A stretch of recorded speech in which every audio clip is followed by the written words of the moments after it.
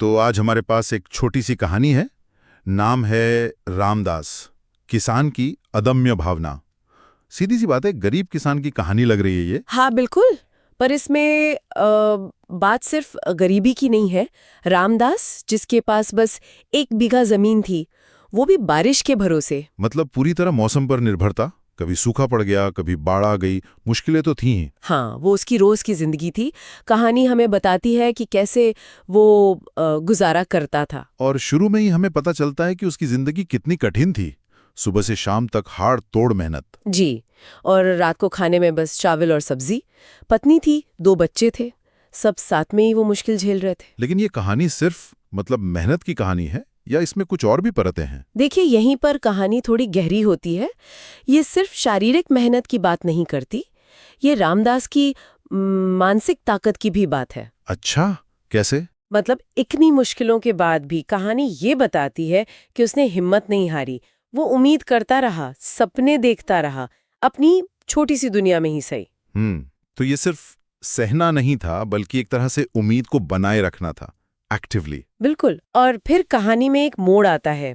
1 साल शायद किस्मत से फसल थोड़ी बेहतर हुई। हाँ, ये जरूरी हिस्सा है। अब उसके पास कुछ पैसे आए। वो चाहता तो उस वक्त की जरूरतें पूरी कर सकता था। सही बात है, लेकिन उसने ऐसा नहीं किया।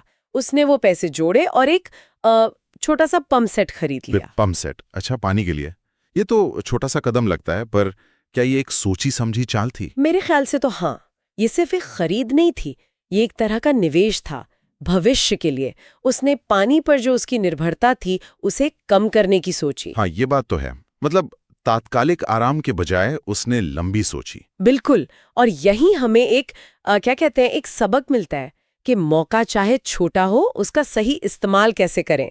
ये दूर की सोच है। और इसका असर हुआ फिर? हाँ, कहानी बताती है कि पंपसेट के बाद धीरे धीरे उसने अपनी जमीन को सुधारा, फिर कुछ गाय बैल भी खरीदे। तो जिंदगी थोड़ी पटरी पर आई। कहानी ये तो नहीं कहती कि वो बहुत अमीर बन गया। नहीं, अमीर नहीं बना। पर वो आत्मनिर्भर हो गया। ये शब्द यहाँ बहुत महत्वपूर्ण है, आत्मनिर्भर। हाँ, इस आत्मनिर्भरता का क्या मतलब है यहाँ? सिर्फ पैसों से जुड़ा है या कुछ और? ये अच्छा सवाल है। मुझे लगता है यहाँ आत्मनिर्भरता का मतलब सिर्फ आर्थिक नहीं है। ये अपनी हालत पर, अपनी परिस्थितियों पर थोड़ा नियंत्रण पाना है। अच्छा। जैसे अब वो बारिश का उतना मोहताज नहीं रहा। हाँ। और उसके पास अपनी मेहनत का फल संभालने के, बचाने के बेहतर तरीके थे। ये एक तरह से छोटे पैमाने पर ही सही चुनाव करने की ताकत हासिल करना है।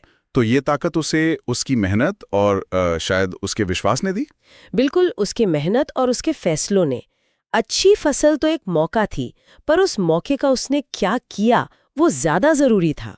इसीलिए शायद कहानी का जो सार है वो उस एक लाइन में है। हाँ, वही लाइन कि गरीबी एक हालत हो सकती है, लेकिन हार तब होती है जब इंसान सपने देखना छोड़ देता है।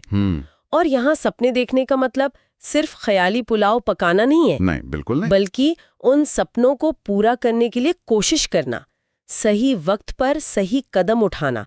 रामदास हर उस किसान का प्रतीक बन जाता है जो मिट्टी से सोना उगाता है, जो मुश्किलों में भी मुस्कुराता है। ये बात सोचने पर मजबूर करती है। कहानी रामदास को एक तरह से हीरो की तरह दिखाती है। मेहनत, उम्मीद, सही फैसले और फिर आत्मनिर्भरता। सही कहा। पर यहीं से एक सवाल भी खड़ा होता है आज के जमाने के लिए। क्या सवाल? देखिए, कहानी रामदास की अपनी हिम्मत, उसकी अपनी सूझबूझ पर बहुत जोर देती है, व्यक्तिगत प्रयास पर। हाँ।